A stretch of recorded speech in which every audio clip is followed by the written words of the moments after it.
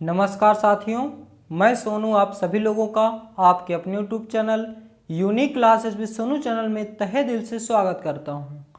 आज के इस वीडियो में हम पढ़ेंगे मध्यकालीन इतिहास 711 ईस्वी से 1707 ईस्वी तक, सल्तनत काल, भारत पर अरब आक्रमण। भारत पर अरब आक्रमण। भारत पर पहला अरब आक्रमण कब हुआ था? 711 ईस्वी को हुआ था, अब्दुल्लाह के द्वारा किया गया था। इसका परिणाम क्या हुआ? यह असफल रहा। कौन? अब्दुल्लाह। भारत पर पहला अरब आक्रमण 711 ईस्वी को अब्दुल्लाह के द्वारा किया गया और यह असफल रहा। भारत पर दूसरा अरब आक्रमण 711 ईस्वी को बुदैल के द्वारा किया गया और यह भी असफल रहा। दूसरा अरब आक्रमण 711 में ही बुदैल के द्वारा, ये भी असफल रहा। भारत पर तीसरा अरब आक्रमण हुआ 712 ईस्वी को मोहम्मद बिन कासिम के द्वारा। परिणाम क्या हुआ? यह सफल रहा। यानी भारत पर तीसरा अरब आक्रमण सफल रहा। कौन? मोहम्मद बिन कासिम 712 ईस्वी में। प्रथम मुस्लिम आक्रमणकारी था और अल हजाज का सेनापति था। खैबर दर्रे से होकर भारत आया था। खैबर दर्रा भारत का प्रवेश द्वार माना जाता है। फिर से देखिए, भारत पर पहला अरब आक्रमण 711 ईस्वी को अब्दुल्लाह के द्वारा, यह असफल रहा। दूसरा अरब आक्रमण 711 ईस्वी को बुदैल के द्वारा, यह भी असफल रहा। और भारत पर तीसरा अरब आक्रमण हुआ 712 ईस्वी को मोहम्मद बिन कासिम के द्वारा और यह सफल रहा। यह मुस्लिम आक्रमणकारी था, प्रथम मुस्लिम आक्रमणकारी था। अल हजाज का सेनापति था। खैबर दर्रे से भारत आया था। खैबर दर्रा भारत का प्रवेश द्वार माना जाता है। ये क्लियर हो गया होता। अब जानते हैं मोहम्मद बिन कासिम। मोहम्मद बिन कासिम के आक्रमण के समय सिंध का राजा कौन था? उत्तर जाहिर था। मोहम्मद बिन कासिम के आक्रमण के समय सिंध का राजा जाहिर था, जिसकी दो पुत्रियां थी, सूर्यमाला और परिमाला थी, और पत्नी का नाम क्या था? रामाबाई था। मोहम्मद बिन कासिम ने सोने के सिक्के दिरहम जारी किए थे। सोने के सिक्के जो जारी किए थे उसे क्या कहा जाता था? दिरहम। तो मोहम्मद बिन कासिम ने सोने के सिक्के जारी किए थे। पहला आक्रमण सिंध क्षेत्र देहवाल बंदरगाह, फिर नीरम बौद्ध स्थल पर। सिंध पर जजिया कर लगाया गया। गैर मुस्लिम शासकों पर लगाया गया, जैसे गैर मुस्लिमों पर लगाया गया, ब्राह्मण, विधवा, विकलांग पर नहीं लगाया गया। इन सभी की जानकारी चचनामा बुक में मिलती है, जिसके लेखक अली अहमद हैं। चचनामा बुक के लेखक कौन हैं? अली अहमद हैं। नेक्स्ट, आक्रमण, अरब आक्रमण का उद्देश्य क्या थे? लूट करना और इस्लाम का प्रसार करना था। अरब के आक्रमण के क्या उद्देश्य थे? लूट करना और इस्लाम का प्रसार करना इसका मुख्य उद्देश्य था। अरब आक्रमण का प्रभाव। अरब आक्रमण के क्या प्रभाव हुए हमारे भारत में? तो हमारे भारत में ऊंट पालन की शुरुआत हुई और मानचित्र कला का विकास हुआ। मानसून की जानकारी हुई और खजूर की खेती की शुरुआत हुई। दशमलव सिद्धांत का प्रसार हुआ। अरब आक्रमण के प्रभाव से ऊंट पालन की शुरुआत हुई, मानचित्र कला का विकास हुआ, मानसून की जानकारी हुई और खजूर की खेती की शुरुआत हुई। दशमलव सिद्धांत का प्रसार हुआ। भारत पर तुर्क आक्रमण। भारत पर तुर्क आक्रमण यामनी वंश, गजनी वंश अफगानिस्तान से आए थे, गजनी प्लेस से आए थे। इसके संस्थापक थे अल्पतगीन, सुबुक्तगीन, महमूद गजनवी, ये इसके संस्थापक थे। भारत में प्रथम तुर्क आक्रमणकारी। भारत में प्रथम तुर्क आक्रमण हिंदू शाही वंश जयपाल के शासक के विरुद्ध हुआ था। कब हुआ था? 986 ईस्वी को सुबुक्तगीन के द्वारा। भारत में प्रथम तुर्क आक्रमण हिंदू शाही वंश जयपाल शासक के विरुद्ध हुआ था 986 ईस्वी को। गुलाम वंश से पहले महमूद गजनवी। महमूद गजनवी का अन्य नाम क्या था? यामीन उद्दौला था, यामीन उल विल्लाह था, वुत सिकन था और मूर्ति भंजक था। मूर्ति भंजक मीन्स मूर्ति तोड़ने वाला था। 998 ईस्वी में गद्दी पर बैठा था।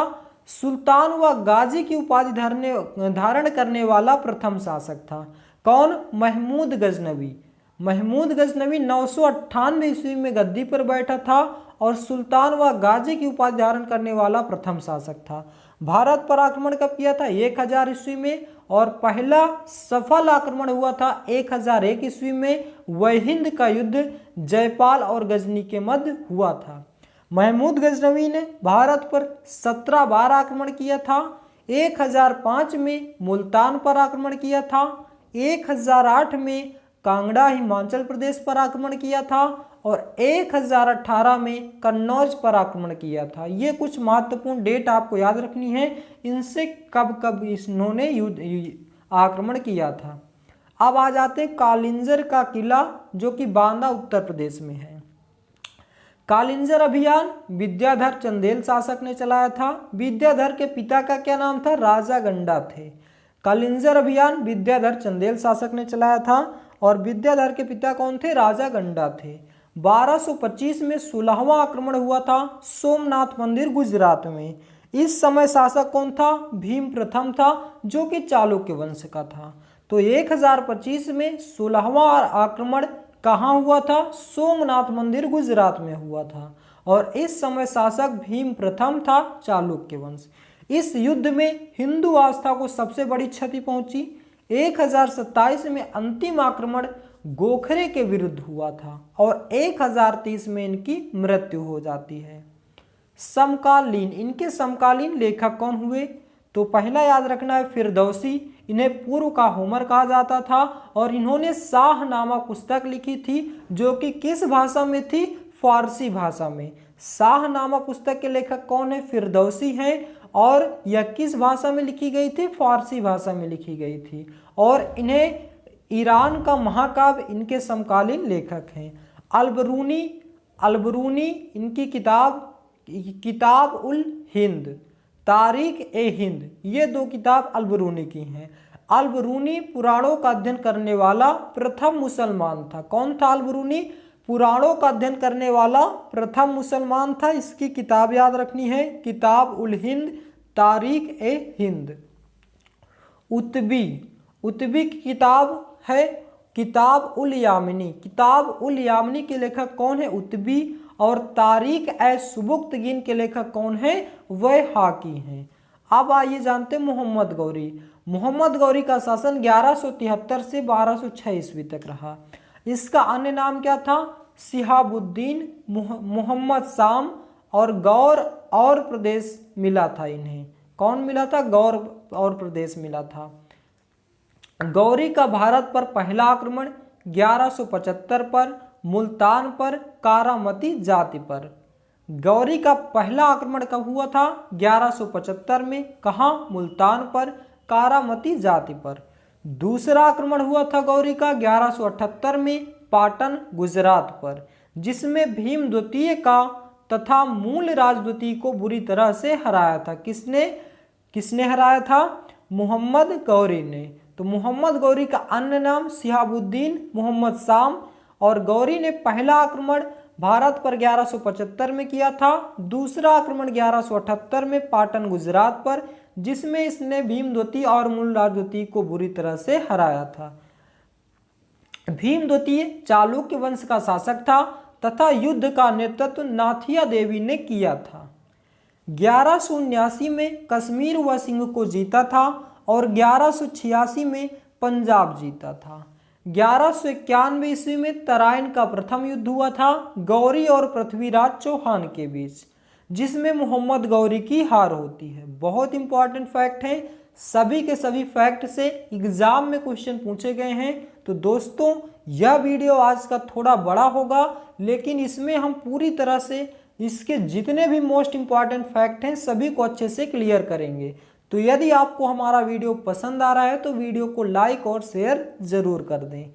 1191 ईस्वी में तराइन का प्रथम युद्ध हुआ था, जिसमें गौरी और पृथ्वीराज चौहान के बीच लड़ा गया था, जिसमें मोहम्मद गौरी की हार हुई थी। पृथ्वीराज चौहान का मित्र कौन था? चंद्रबरदाई था। चंद्रबरदाई की पुस्तक कौन सी थी? पृथ्वीराज रासो। पृथ्वीराज रासो के लेखक कौन है? चंद्रबरदाई। ये कई बार पूछा गया है। तराइन का द्वितीय युद्ध, तराइन का दूसरा युद्ध 1192 ईस्वी में मोहम्मद गौर और पृथ्वीराज चौहान के बीच फिर से लड़ा गया, जिसमें मोहम्मद गौरी की विजय हुई। यानी कि तराइन का प्रथम युद्ध 1191 ईस्वी में मोहम्मद गौरी और पृथ्वीराज चौहान के बीच लड़ा गया, जिसमें मोहम्मद गौरी की हार हुई। दूसरा तराइन का द्वितीय युद्ध 1192 में मोहम्मद गौरी और पृथ्वीराज चौहान के बीच फिर से लड़ा गया, जिसमें मोहम्मद गौरी की विजय हुई। तो यहाँ से ये फैक्ट याद रखना है, बहुत पूछा जाता है। नेक्स्ट है पृथ्वीराज चौहान। इसने दिल्ली बसाई थी। पुराना नाम क्या था? दिल्ली का पुरी था। पृथ्वीराज चौहान के पिता का नाम सोमेश्वर सिंह चौहान था और माता का नाम कर्पूरा देवी था। प्रेमिका का नाम संयुक्त संयोगिता था और जयचंद्र की पुत्री थी। जो किसकी पुत्री थी? जयचंद्र की पुत्री थी। 1194 ईस्वी में चंदावर का युद्ध गौरी और जयचंद्र के बीच लड़ा गया, जिसमें मोहम्मद गौरी की जीत होती है। 1194 ईस्वी में चंदावर का युद्ध गौरी और जयचंद्र के बीच लड़ा गया, जिसमें मोहम्मद गौरी की जीत हुई। मोहम्मद गौरी ने चंदावर युद्ध के बाद देवी लक्ष्मी के सिक्के चलाए। चंदावर युद्ध के बाद देवी लक्ष्मी के सिक्के किसने चलाए थे? मोहम्मद गौरी ने। उत्तर भारत में एकता प्रथा चलवाई, जिससे वेतन की जगह जमीन का टुकड़ा मिला। 1203 में कालिंजर अभियान में चंदेल शासक परमादिदेव को हराया, जिसका सेनापति अलाउद्दीन थे। मोहम्मद गौरी का अंतिम अभियान खोखर जाति के विरुद्ध हुआ था और मोहम्मद गौरी की मृत्यु 1206 में दमयक पाकिस्तान में हुई थी। मोहम्मद गौरी की मृत्यु 1206 में दमयक पाकिस्तान में हुई थी। बख्तियार खिलजी द्वारा नष्ट किए गए विश्वविद्यालय। नालंदा विश्वविद्यालय को किसने नष्ट किया था? बख्तियार खिलजी ने किया था, जो कि कहाँ है? बिहार में है। विक्रमशिला विद्यालय कहाँ पे है? बिहार में है। ओदंतपुरी विश्वविद्यालय कहाँ है? बिहार में है। विक्रमशिला विद्यालय कहाँ पे है? बंगाल में है। ये 3 विद्यालय याद रखने आपके, जिसको बख्तियार खिलजी ने नष्ट कराया था।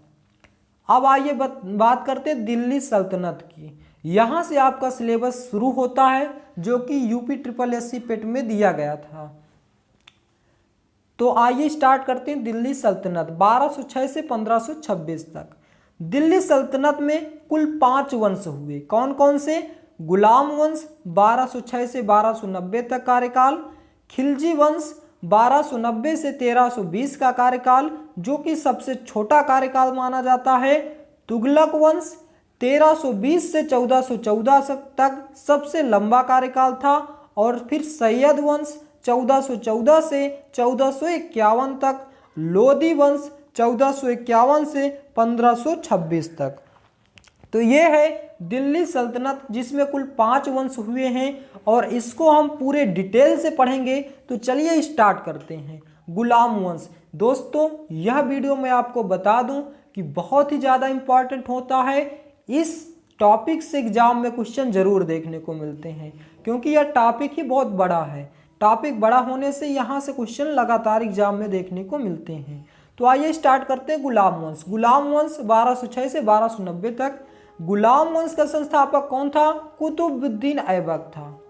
गुलाम वंश का संस्थापक कुतुबुद्दीन ऐबक को माना जाता है। इसी के साथ भारत में पहली बार गुलाम वंश की स्थापना हुई थी। कुतुबुद्दीन ऐबक का राज्याभिषेक 12 जून 1206 को हुआ था। इसने अपनी राजधानी लाहौर को बनाया था। गुलाम वंश का संस्थापक कौन था? कुतुबुद्दीन ऐबक था। इसने भारत में पहली बार गुलाम वंश की स्थापना की तथा कुतुबुद्दीन ऐबक का राज्याभिषेक 12 जून 1206 को हुआ था। इसने अपनी राजधानी लाहौर बनाया था। गुलाम वंश के अन्य नाम कौन से थे? दास वंश, ममलूक वंश, इलबरी वंश। गुलाम वंश को अन्य नाम से भी जाना जाता है, दास वंश, ममलूक वंश, इलबरी वंश। गुलाम वंश में कुल 11 शासक हुए हैं। अब इस 11 शासकों को हमें पढ़ना पड़ेगा। तो गुलाम वंश में कुल कितने शासक हुए हैं? 11 शासक हुए हैं। गुलाम वंश का अंतिम शासक कैमूर शमसुद्दीन द्वितीय था।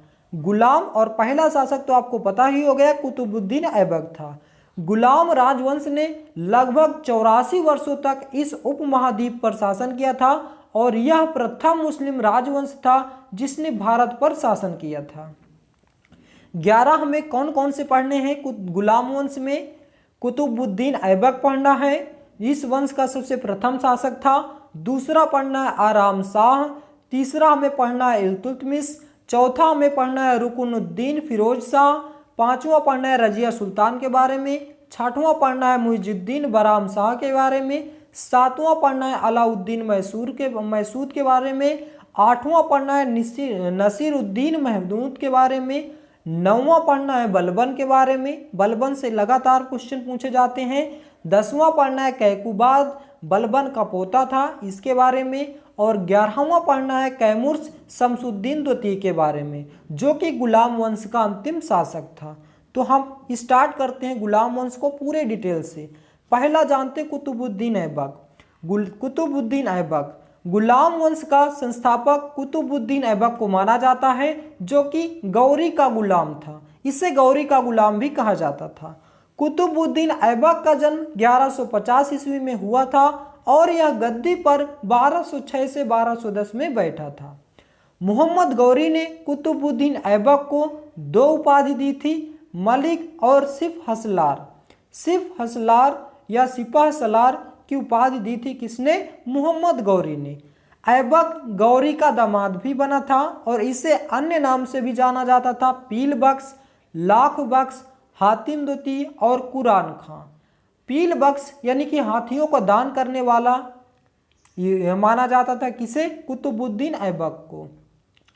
कुतुबुद्दीन ऐबक बख्तियार काकी का शिष्य था और इसके गुरु का नाम मोइनुद्दीन चिश्ती था।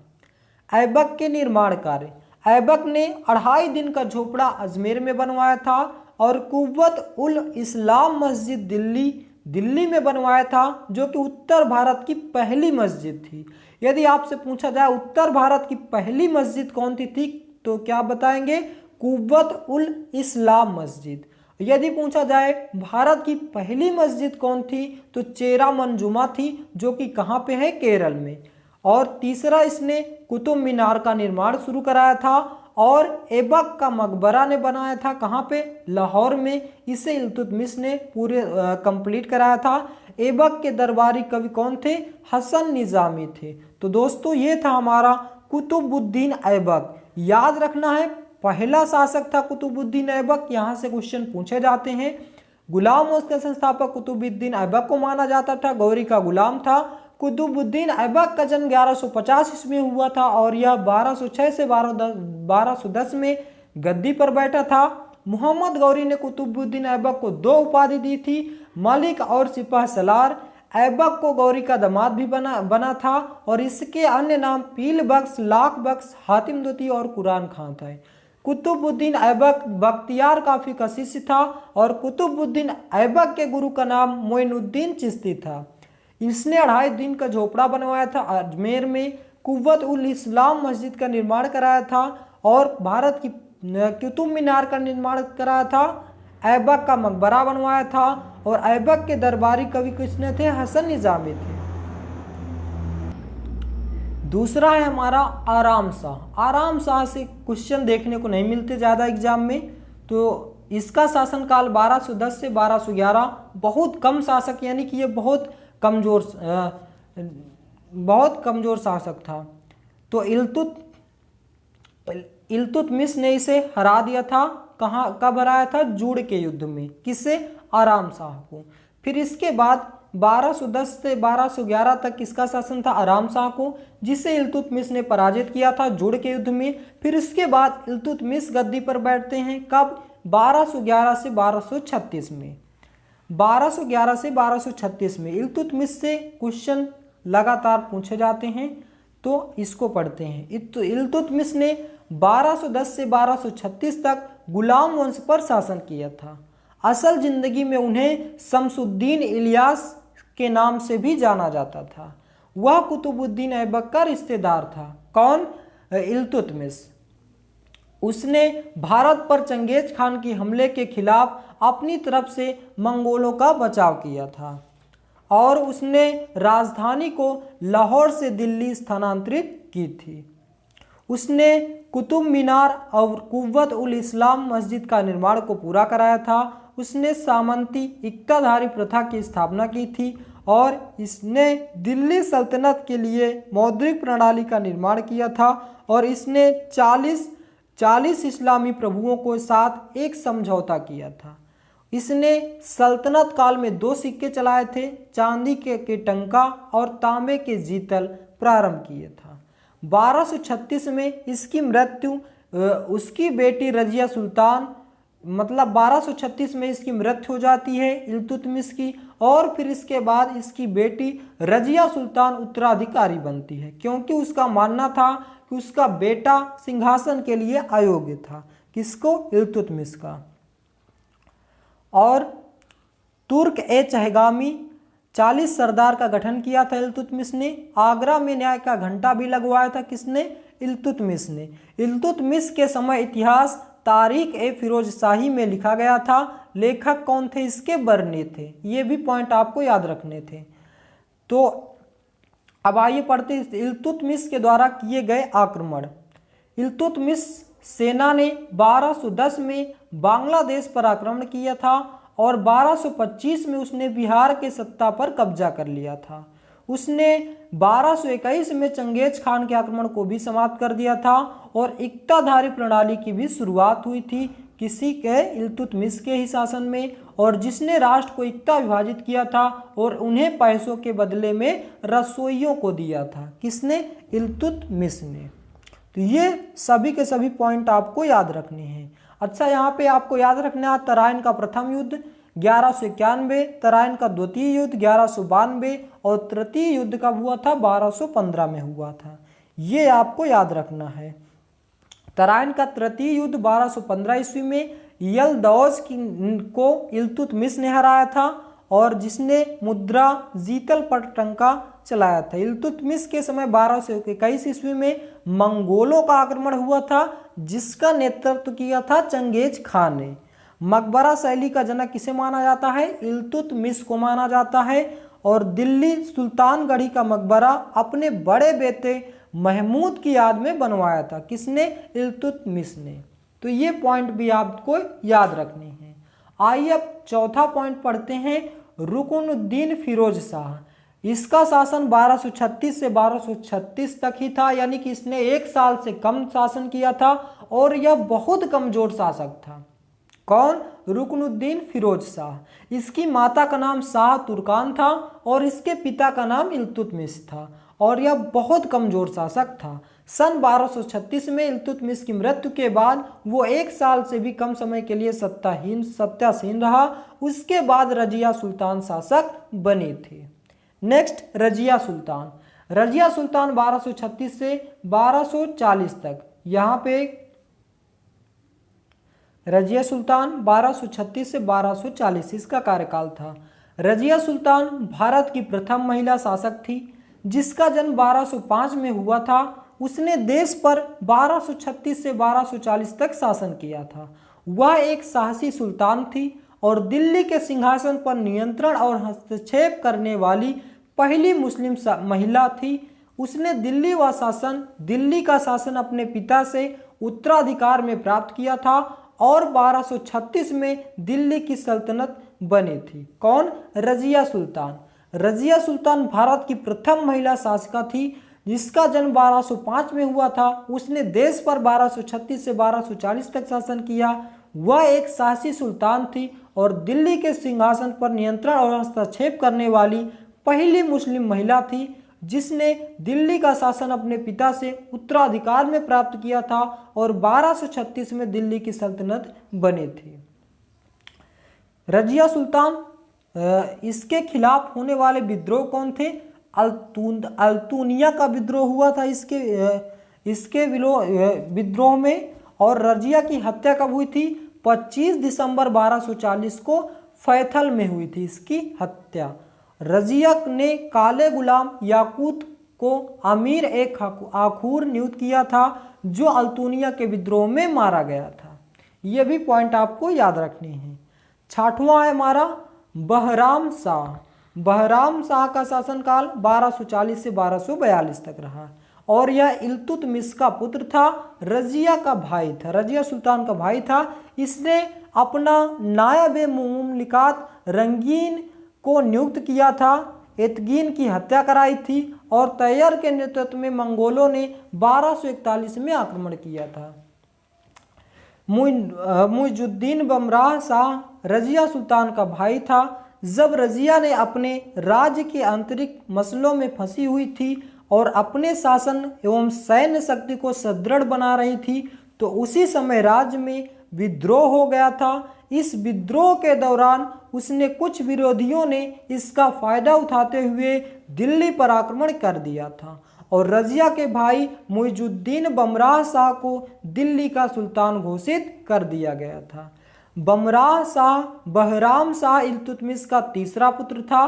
तुर्क सरदारों ने बहराम शाह को गद्दी पर तो बैठा दिया था, पर सुल्तान की शक्तियों को कम करने के लिए एक नए पद नाइब या नाइब मुमलिकत का सृजन किया था तथा इस पद पर सर्वप्रथम मलिक इख्तियारुद्दीन एतगीन को नियुक्त कर दिया गया था। नेक्स्ट पॉइंट है हमारा मसूद शाह। मसूद शाह 1242 से 1246 तक इसका कार्यकाल था। कहीं कहीं 1242 से 1245 तक देखने को मिलता है। रुकनुद्दीन फिरोज का पुत्र था। कौन? मसूद शाह। फिर इसके बाद नसीरुद्दीन महमूद 1246 से 1265 तक सिंहासन पर बैठता है।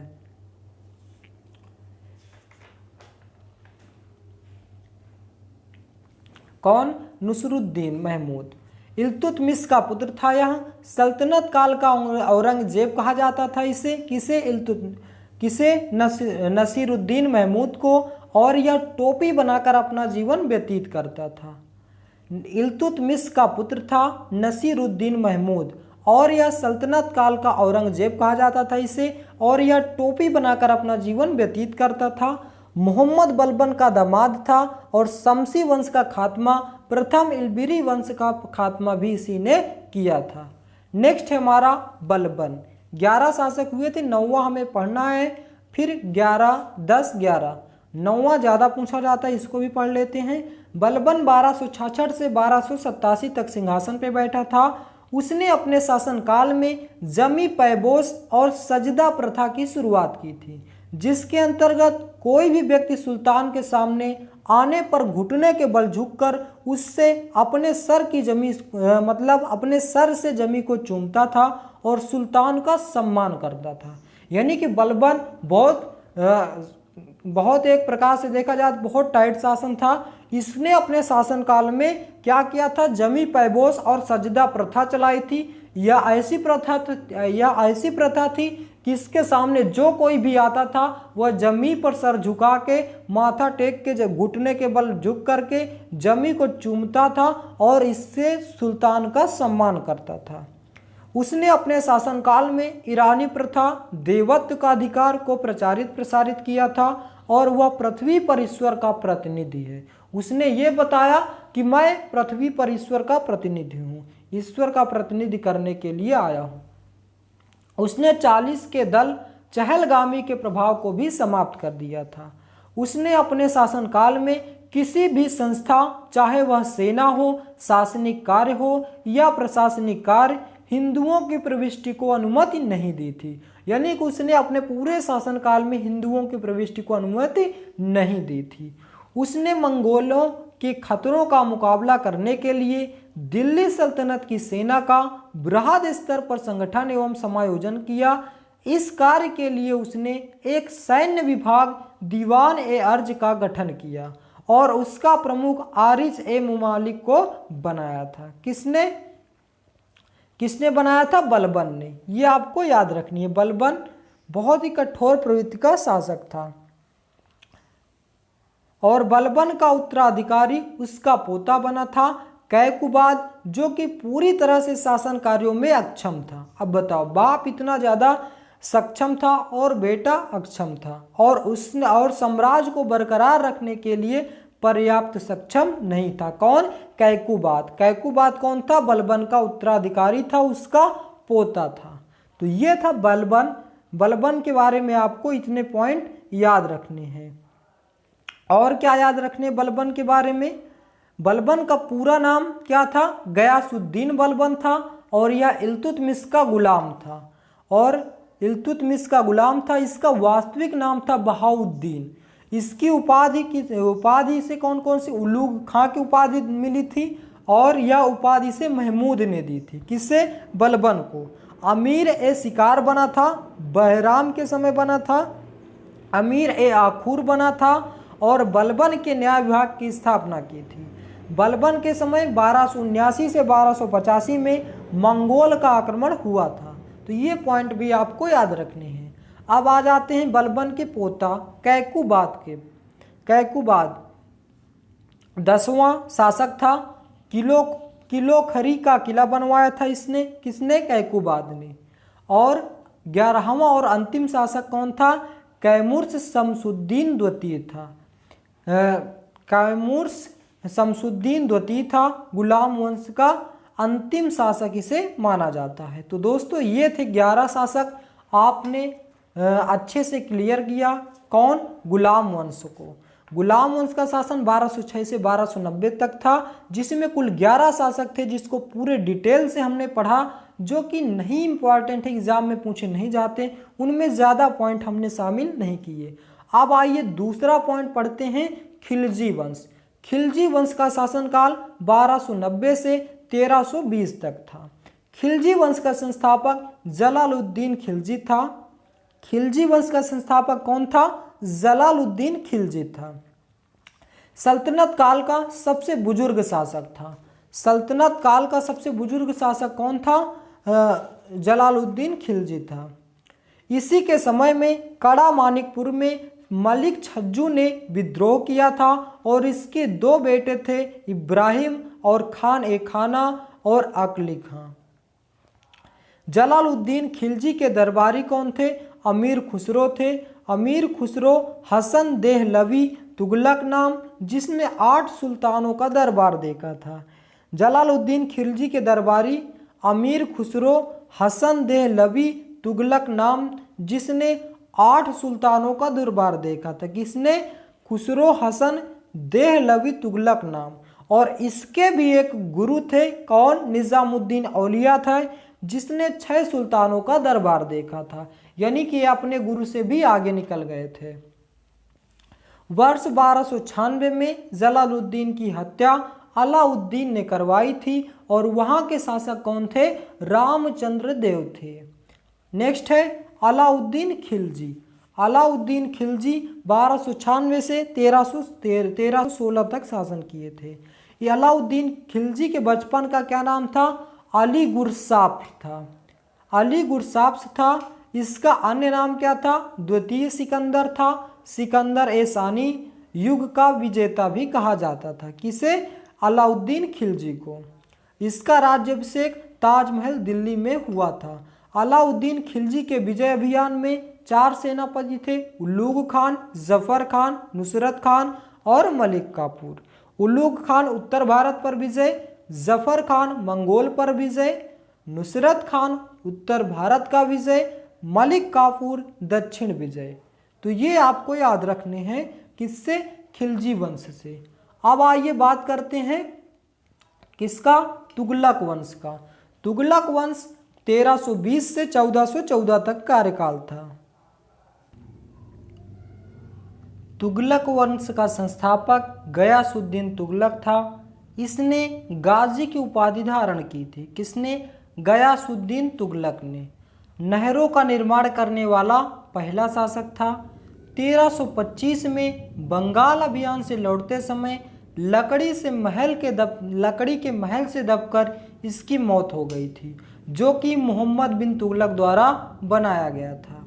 मोहम्मद बिन तुगलक सबसे शिक्षित शासक थे और बाद में यह रक्त पिपासु भी कहलाए। कौन? मोहम्मद बिन तुगलक। रक्त पिपासु मतलब रक्त पीने वाले। मोहम्मद बिन तुगलक का अन्य नाम मलिक फखरुद्दीन बचपन का नाम था और जूना खां, उलूग खां। क्या नाम थे? मलिक फखरुद्दीन, जूना खां और उलूग खां।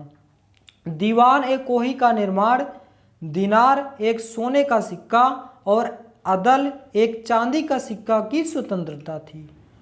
किसने? तुगलक वंश में। नेक्स्ट, गयासुद्दीन तुगलक। गयासुद्दीन तुगलक 1320 से 1325 ईस्वी तक। गाजी मलिक या तुगलक गाजी गयासुद्दीन तुगलक 1320 से 1325 ईस्वी तक के नाम से 8 सितंबर 1320 को दिल्ली के सिंहासन पर बैठा था। इसने तुगलक वंश का संस्थापक भी माना जाता है और इसने कुल 29 बार मंगोल आक्रमण को विफल किया था। किसने किया था? गयासुद्दीन तुगलक ने। इसने कुल 29 बार मंगोल आक्रमण को विफल किया था। सुल्तान बनने से पहले वह कुतुबुद्दीन मुबारक खिलजी के शासनकाल में उत्तर पश्चिमी सीमांत प्रांत का शक्तिशाली गवर्नर नियुक्त हुआ था और वह दिल्ली सल्तनत का पहला सुल्तान था जिसने अपने नाम के साथ गाजी यानी कि काफिरों का वध करने वाला शब्द जोड़ा था। मोहम्मद बिन तुगलक 1325 ईस्वी में दिल्ली का सुल्तान बना था और यह मध्यकालीन सभी सुल्तानों में सर्वाधिक शिक्षित और विद्वान व योग्य था। इसने अरबी फारसी के साथ खगोल शास्त्र, गणित, दर्शन, चिकित्सा विज्ञान और तर्कशास्त्र भी अच्छा ज्ञान था। इसने कृषि के विकास के लिए नए विभाग अमीर-ए-कोही की स्थापना की थी। राजधानी दिल्ली से देवगिरी स्थानांतरित की और इसका नाम बदलकर दौलताबाद रखा और इसकी मृत्यु 20 मार्च 1351 को सिंध जाते वक्त ठट्टा में हो गई थी।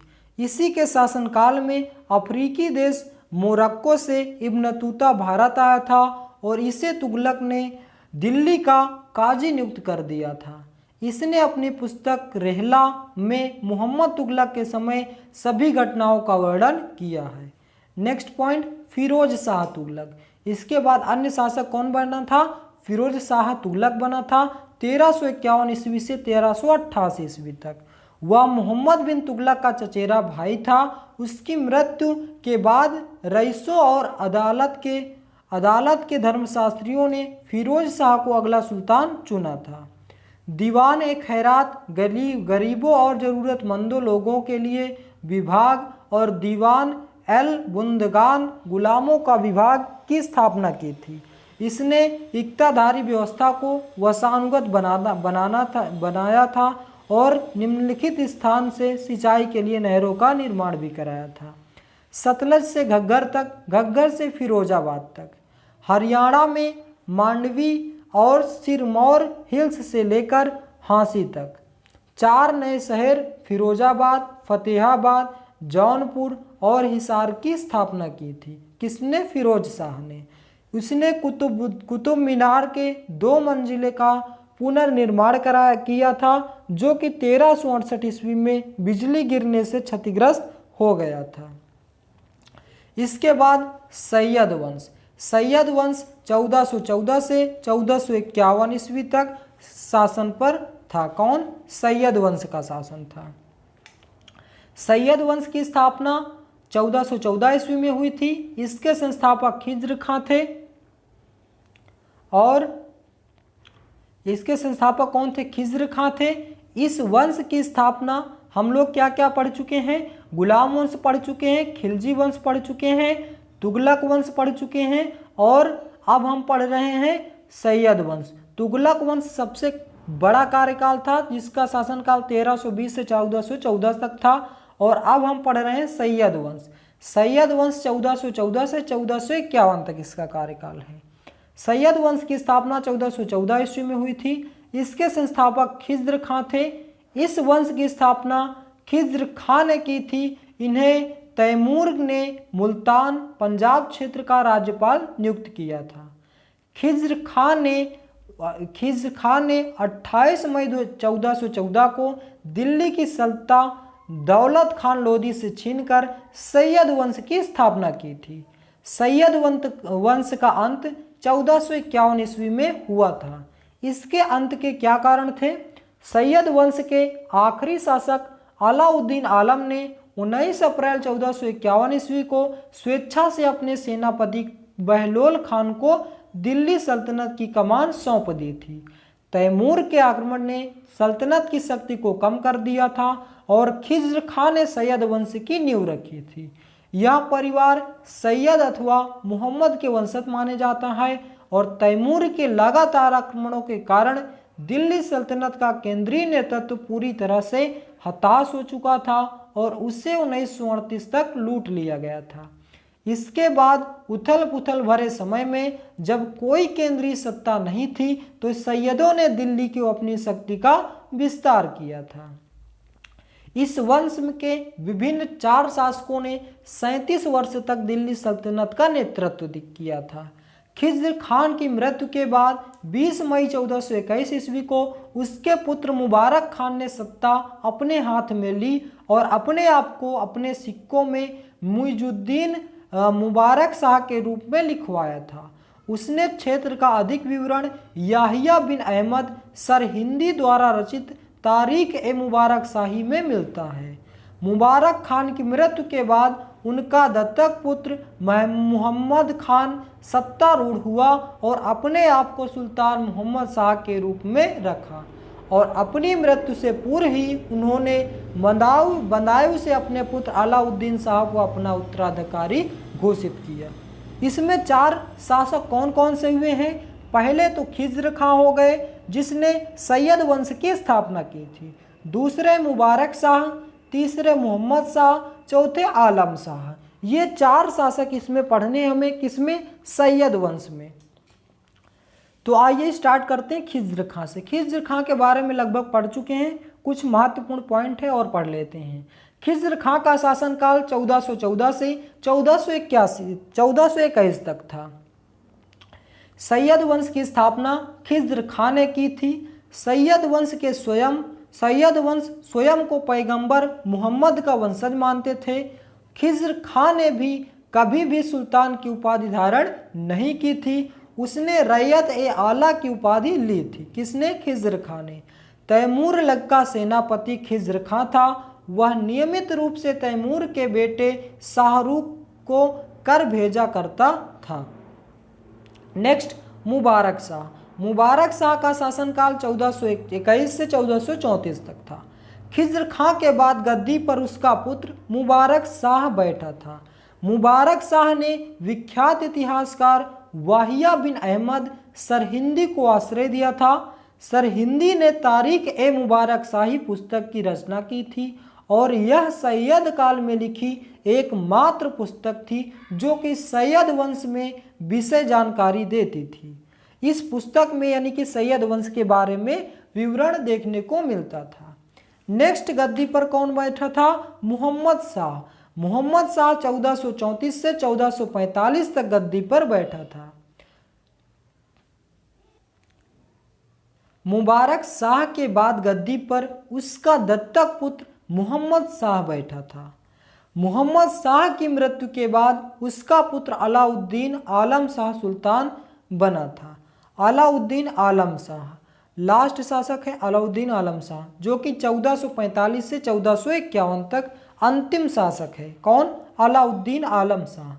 अलाउद्दीन आलम शाह मोहम्मद शाह का पुत्र था। यह सैयद वंश का आखिरी शासक था। इसके समय दिल्ली सल्तनत के शासन की बागडोर सैयदों से निकलकर लोदियों के हाथ में चली गई थी। अब हम पढ़ेंगे लोदी वंश। लोदी वंश का कार्यकाल 1451 से 1526 तक था। लोदी वंश के संस्थापक बहलोल लोदी का संबंध एक अफगानी कबीले से था जिसने भारत पर आकर 1451 ईस्वी में लोदी वंश की स्थापना की थी। लोदी वंश की स्थापना किसने की थी? लोदी वंश की स्थापना बहलोल लोदी ने की थी 1451 ईस्वी में। 15वीं शताब्दी में आते आते अफगानियों ने अपना वर्चस्व बढ़ा लिया था, जिसके परिणाम स्वरूप लोदी वंश के संस्थापक बहलोल लोदी ने सैयद वंश को समाप्त करके अपने वंश की स्थापना की थी। इस सत्ता के हस्तांतरण में बहलोल लोदी का कोई भी विरोध नहीं हुआ था, यानी कि इसका कोई भी राजा, कोई भी महाराजा इसका विरोध नहीं किए थे। लोदी वंश का संस्थापक बहलोल लोदी को माना जाता था। माना जाता है। और लोधी वंश की स्थापना 1451 ईस्वी में हुई थी। लोधी वंश का शासन कब से कब तक था? 1451 से 1526 तक था। और लोधी वंश से पहले किस वंश का शासक था? तो सैयद वंश का, जिसको हमने अभी पढ़ा है। लोधी वंश के संस्थापक की मृत्यु कब हुई थी? लोधी वंश के संस्थापक की मृत्यु यानी कि बहलोल लोधी की मृत्यु कब हुई थी? वर्ष 1489 ईस्वी में हुई थी। लोधी वंश के शासक, लोधी वंश में 3 प्रमुख शासक हमें पढ़ना है, बहलोल लोधी, सिकंदर लोधी, इब्राहिम लोधी, और जो कि इन तीनों से एग्जाम में क्वेश्चन देखने को मिलते हैं।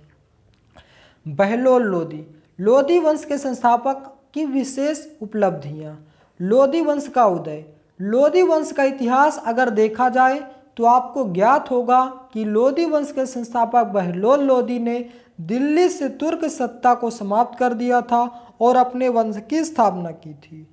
लोधी वंश को अफगानों की गिलजई कबीले की शाखा साखू खेल कुटुंब से संबंधित माना जाता है। अफगानों ने अलाउद्दीन खिलजी के शासन में ही अपना वर्चस्व स्थापित शुरू कर दिया था, जिसका परिणाम यह रहा कि मोहम्मद तुगलक के शासनकाल में अफगानों की शक्ति सामंतों को ऋण में बढ़ी और फिरोज तुगलक के समय अफगानों की नियुक्ति गवर्नरों के रूप में की जाने लगी। इसके बाद देखा जा सकता है कि 15वीं शताब्दी आते आते अफगान इतने शक्तिशाली हो गए थे कि सैयद वंश के शासनकाल में लगभग हर बड़े ओहदे पर इनका वर्चस्व स्थापित होने लगा था। अफगानों की बढ़ती ताकत के कारण ही बहलोल लोधी के सत्ता पर काबिज होने पर उसका कोई विरोध नहीं हुआ था और सैयद वंश के अंत में लोधी वंश का उदय हुआ था। लोधी वंश के शासक हमें 3 पढ़ने, कौन? बहलोल लोधी 1451 से 1489 तक, सिकंदर लोधी 1489 से 1517 तक, इब्राहिम लोधी 1517 से 1526 तक। लोधी वंश के संस्थापक बहलोल लोधी। आप पूरे डिटेल से पढ़ेंगे बहलोल लोधी को। 1451 ईस्वी से 14, अभी तक हमने क्या पढ़ा था? इसके पहले यहाँ पे हमने पढ़ा था कि कैसे लोधी वंश का उदय हुआ था, कैसे सैयद वंश का खात्मा हुआ था और लोधी वंश का उदय था। अब हम लोधी वंश के तीनों शासक को पढ़ेंगे। लोधी वंश के संस्थापक बहलोल लोधी 1451 से 1489 तक शासन किया था। इसने अपनी राजनीतिक इच्छा शक्ति के चलते बहलोल लोधी ने अपनी सीमाओं का भी समय के साथ विस्तार किया था। इसने अपने सरदारों को संतुष्ट करने के लिए अनेक उपाय किए। वह अपने सरदारों को मकसद ए अली कहकर पुकारा करता था। परिणाम स्वरूप बहलोल लोधी ने ग्वालियर, समथल, सकीट, मेवात पर विजय प्राप्त की। लोधी वंश के संस्थापक की मृत्यु 1489 ईस्वी को हुई थी। आइए अब बात करते हैं सिकंदर लोधी की। सिकंदर लोधी का कार्यकाल 1489 से 1517 तक था। सिकंदर लोधी बहलोल लोधी का पुत्र था, जिसने सिकंदर शाह की उपाधि लेकर अपनी सत्ता स्थापित की थी। सिकंदर लोधी ने 1489 से 1570 ईस्वी तक शासन किया था, जिसमें उसने एक सुव्यवस्थित जासूसी तंत्र की भी स्थापना की थी। इसके क्रूर शासनकाल में समानता न होने के कारण हिंदुओं पर कड़े प्रतिबंध लगा दिए गए थे। सिकंदर लोधी को ही लोधी वंश का प्रसिद्ध शासक भी माना जाता है। लोधी वंश का प्रसिद्ध शासक किसे माना जाता है? सिकंदर लोधी को। आइए बात करते हैं इब्राहिम लोधी। इब्राहिम लोधी का कार्यकाल 1517 से 1526 तक था। सिकंदर लोधी के बाद सत्ता का उत्तराधिकारी इब्राहिम लोधी को बनाया गया था, जिसने 1517 से 1526 ईस्वी तक शासन किया था। इब्राहिम लोधी एक जिद्दी और असहिष्णु व्यक्ति था, जिसमें अपने पिता की तरह एक शासन करने वाले अच्छे गुण नहीं थे। इसकी क्रूरता का पता इस बात से चलता है कि इब्राहिम लोधी ने अपने शासनकाल में अपने ही सरदारों को क्रूरतापूर्वक मौत के घाट उतार दिया था। वहीं इसकी क्रूरता से इसका खुद का बेटा दिलवर खां लोधी भी नहीं बचा था। भारत पर आक्रमण करने वाले काबुल के शासक बाबर ने वर्ष 1526 ईस्वी में पानीपत की पहली लड़ाई में इब्राहिम लोदी को हराकर इस वंश का अंत कर दिया था। तो लोदी वंश का अंत किसने किया था? बाबर ने। लोदी वंश का संस्थापक किसे माना जाता है?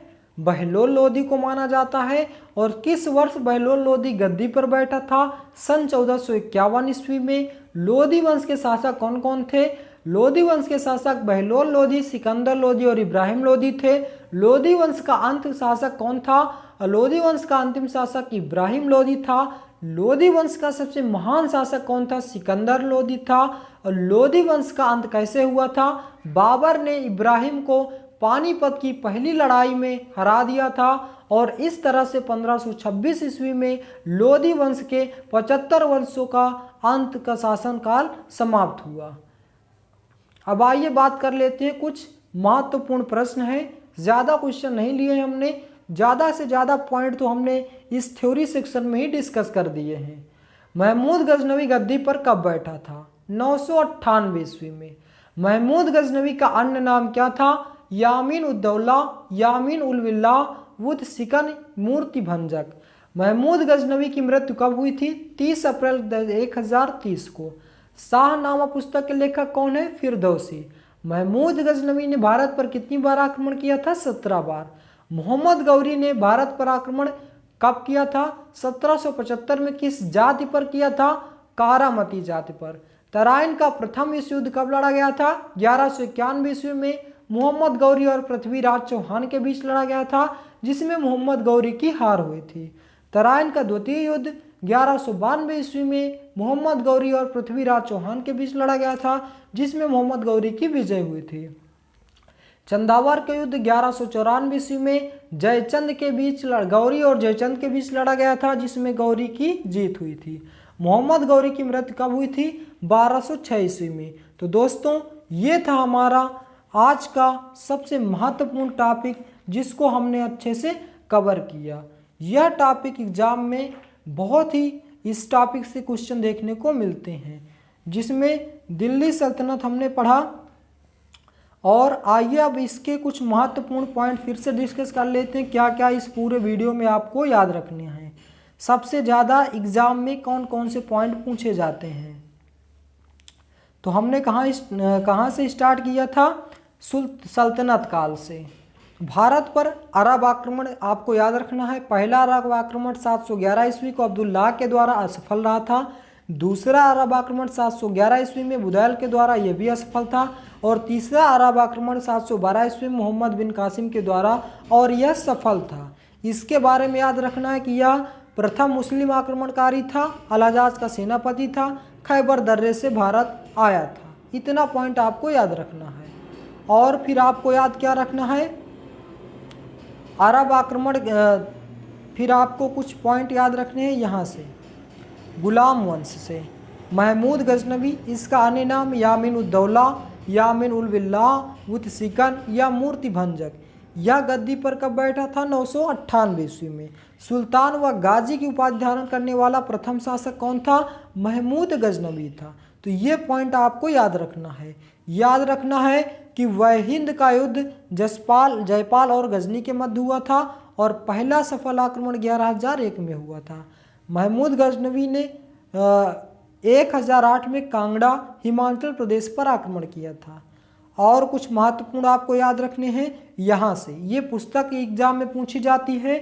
शाहनामा पुस्तक के लेखक कौन है? फिरदौसी हैं। और यह किस भाषा में लिखी गई है? फारसी भाषा में।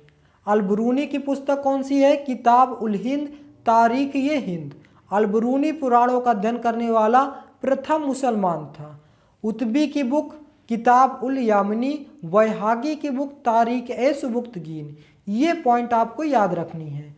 और मोहम्मद गौरी से याद रखना है, गौरी का पहला भारत पर पहला आक्रमण कब हुआ था? 1175 में मुल्तान पर आक्रमण किया था, कारामती जाति पर किया था। और इसने दूसरा आक्रमण 1178 में पाटन गुजरात में किया था, जिसका शासक भीम द्वितीय था। ये पॉइंट आपको याद रखने हैं। यहाँ से याद रखने तराइन का प्रथम युद्ध 1191 ईस्वी में मोहम्मद गौरी और पृथ्वीराज चौहान के बीच, जिसमें मोहम्मद गौरी की हार हुई थी। और बुक याद रखनी है, पृथ्वीराज चौहान का मित्र कौन था? चंद्रबरदाई था, जिसकी पुस्तक थी पृथ्वीराज रासो। यहाँ से याद रखना है तराइन का दूसरा युद्ध 1192 ईस्वी में मोहम्मद गौरी और पृथ्वीराज चौहान के बीच, जिसमें मोहम्मद गौरी की विजय हुई। अब पृथ्वीराज चौहान के विषय में क्या याद रखना है? इसमें याद रखना है आपको 1194 ईस्वी में चंदावर का युद्ध गौरी और जयचंद के बीच लड़ा गया, जिसमें मोहम्मद गौरी की जीत हुई। यहाँ से ये पॉइंट आपको याद रखनी है। और मोहम्मद गौरी की मृत्यु 1206 में दमियक पाकिस्तान में हुई थी, ये याद रखनी है। और ये विश्वविद्यालय को नष्ट किसने किया था? बख्तियार खिलजी ने किया था। नालंदा विश्वविद्यालय बिहार, विक्रमशिला विश्वविद्यालय बंगाल, ओदंतपुरी विश्वविद्यालय बिहार। कई बार तो एग्जाम में पूछा गया केवल इतना ही कि नालंदा विश्वविद्यालय कहाँ स्थित है? बिहार में। यह भी पूछा गया कि नालंदा विश्वविद्यालय की नष्ट किसने किया था? तो बख्तियार खिलजी ने किया था। ये सभी याद रखने हैं आपको। और गुलाम वंश से आपको याद रखना है, गुलाम वंश के संस्थापक कौन? कुतुबुद्दीन ऐबक को। कुतुबुद्दीन ऐबक का राज्याभिषेक 12 जून 1206 को हुआ था। इसने अपनी राजधानी लाहौर को बनाया था। गुलाम वंश के अन्य नाम आपको याद रखने हैं, दास वंश, ममलूक वंश और इल्बरी वंश। ये सभी के सभी पॉइंट आपको याद रखने हैं। और कुतुबुद्दीन को गुलाम वंश का संस्थापक माना जाता है। इसका जन्म 1150 ईस्वी में हुआ था और यह 1206 से 1210 तक गद्दी पर बैठा था। और मोहम्मद गौरी ने कुतुबुद्दीन ऐबक को 2 उपाधि दी थी, मलिक और सिपाह सलार। ये आपको याद रखनी है। और कुतुबुद्दीन ऐबक बख्तियार काफी का शिष्य था। इसके गुरु का नाम मोइनुद्दीन चिश्ती था। और कुतुबुद्दीन ऐबक के निर्माण कार्य, ये एग्जाम में पूछा जाता है। 2.5 दिन का झोपड़ा अजमेर में किसने बनवाया था? कुतुबुद्दीन ऐबक ने। कुव्वत उल इस्लाम मस्जिद का निर्माण दिल्ली में किसने कराया था?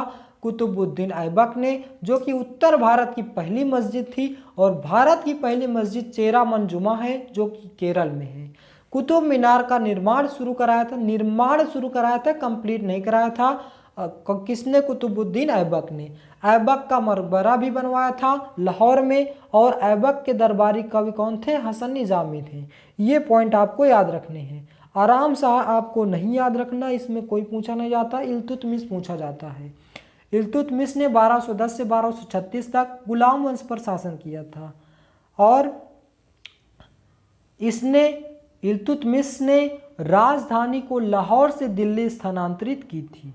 यह प्रश्न पूछा जाता है। और इसने सल्तनत काल के 2 सिक्के, चांदी के टंका और तांबे के जीतल प्रारंभ किए थे। और इल्तुतमिश ने आक्रमण कब किया था? इसकी सेना ने 1210 में बांग्लादेश पर आक्रमण किया था और 1225 में बिहार सत्ता पर कब्जा कर लिया था। और आपको याद रखने रजिया सुल्तान। रजिया सुल्तान भारत की प्रथम महिला शासिका थी, जिसका जन्म 1205 में हुआ था। उसने देश पर 1236 से 1240 तक शासन किया था। रजिया सुल्तान आपको याद रखनी है। और आपको याद रखना है क्या? बलबन से आपको याद रखना है, इसने शासनकाल में जमी पैबोस और सजदा प्रथा चलाई थी। किसने? जमी पैबोस और सजदा प्रथा किसने चलाई थी? बलबन ने। इसमें क्या था कि जो भी शासक होते थे वे इनके सामने आने पर घुटने के बल झुककर अपने सर से जमी को चूमता था और सुल्तान का सम्मान करता था। ये आपको याद रखना है। और इसने 40 दल के चहलगामी प्रभाव को भी समाप्त किया था। किसने? बलबन ने। और इसने हिंदू के प्रविष्टियों को अनुमति नहीं दी थी इसमें। और गुलाम वंश का अंतिम शासक कौन था? कैमुर्स था, जिसका द्वितीय नाम शमसुद्दीन द्वितीय था। ये आपको याद रखना है। और खिलजी वंश से आपको याद रखना है, पहला तो खिलजी वंश का संस्थापक कौन था? जलालुद्दीन खिलजी था। ये आपको याद रखना है। और वर्ष 1296 में जलालुद्दीन की हत्या हुई थी, अलाउद्दीन ने करवाई थी। और वहाँ के शासक रामचंद्र देव थे। ये आपको याद रखना है। अलाउद्दीन खिलजी के बचपन का नाम अली गुरसाब्स था। इसका अन्य नाम द्वितीय सिकंदर, सिकंदर एसामी और युग का विजेता भी कहा जाता था अलाउद्दीन खिलजी को। अब याद रखना है तुगलक वंश। तुगलक वंश का संस्थापक कौन था? गयासुद्दीन। सभी के वंश के संस्थापक पूछे जाते हैं, तो तुगलक वंश का संस्थापक गयासुद्दीन तुगलक था। इसने गाजी की उपाधि धारण की थी। कई बार एग्जाम में पूछा गया था कि गाजी की उपाधि धारण करने वाला शासक कौन था? तो गयासुद्दीन तुगलक था। नहरों का निर्माण करने वाला पहला शासक था गयासुद्दीन तुगलक, ये भी पॉइंट आपको याद रखना है। और मोहम्मद बिन तुगलक सबसे शिक्षित शासक थे, बाद में यह रक्त पिपासु भी कहलाए। ये सभी आपको याद रखने हैं। और क्या याद रखना है? और आपको याद रखना है सैयद वंश। सैयद वंश के संस्थापक कौन है? खिज्र खां। कब की थी? 1414 में। ये आपको याद रखना है। सभी के संस्थापक तो आपको अच्छे से याद होना चाहिए। और खिज्र खां ने 28 मई 1414 को दिल्ली की सत्ता दौलत खान लोदी से छीनकर सैयद वंश की स्थापना की थी। सैयद वंश का अंत 1451 ईस्वी में हुआ था। यहां से आपको याद रखना है। खिज्र खां ने सैयद वंश की स्थापना की थी। सैयद वंश स्वयं को पैगंबर मोहम्मद का वंशज मानते थे। खिज्र खां ने कभी भी सुल्तान की उपाधि धारण नहीं की थी। ये पॉइंट आपको याद रखना है। उसने रैयत ए आला की उपाधि धारण की थी। मुबारक खां। खिज्र खां के बाद गद्दी पर उसका पुत्र मुबारक शाह बैठा था। ये आपको याद नहीं रखना है। और क्या याद रखना है? लोदी वंश। लोदी वंश से आपको याद रखना है कि लोदी वंश का संस्थापक कौन था? बहलोल लोदी था। इसका संबंध एक अफगानी कबीले से संबंधित था, जिसने भारत आकर 1451 ईस्वी में लोदी वंश की स्थापना की थी। किसने? बहलोल लोदी ने। 15। तो ये आपको याद रखना है। लोदी वंश की स्थापना 1451 ईस्वी में हुई थी। लोदी वंश का शासन 1451 से 1526 ईस्वी तक था। लोदी वंश के पहले किस वंश का शासक था? सैयद वंश का। लोदी वंश के संस्थापक की मृत्यु यानी कि बहलोल लोदी की मृत्यु 1489 ईस्वी में हुई थी। ये आपको याद रखना है। ये सभी के सभी पॉइंट जो अब रिवीजन में चल रहा है, ये पॉइंट आपको याद रखना है। इससे एग्जाम में क्वेश्चन बहुत ज़्यादा देखने को मिलता है। तो दोस्तों यहीं तक आपको ये सभी के सभी पॉइंट आपको याद रखना है। तो आज का वीडियो आपको कैसा लगा, इसका जवाब आप हमें कमेंट बॉक्स में दें।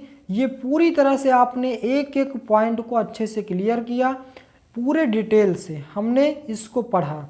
तो दोस्तों यह वीडियो आपको बेहद पसंद आया होगा। इसमें हमने दिल्ली सल्तनत को पूरा अच्छे से क्लियर किया, जो कि आपके यूपी SSSC पेट में आपके सिलेबस में दिया हुआ था। और हमने थोड़ा सा एक्स्ट्रा पॉइंट पे भी पढ़ा सल्तनत काल में भारत पर अरब आक्रमण के बारे में। और इससे जितने भी पॉइंट बन सकते थे एग्जाम में क्वेश्चन, सभी को हमने इसमें शामिल भी किया था। और बुक्स को भी उनके शामिल किया था, अर्थर्स को भी। तो दोस्तों यह वीडियो आपको यदि पसंद आया हो तो हमारे वीडियो को ज़्यादा से ज़्यादा शेयर करें। और यदि आप हमारे चैनल पर नए हैं तो चैनल को सब्सक्राइब करें और अपने मित्रों के साथ भी शेयर करें। तो दोस्तों आज का वीडियो बस यहीं तक। मिलते हैं नेक्स्ट वीडियो में। जय हिंद, जय भारत।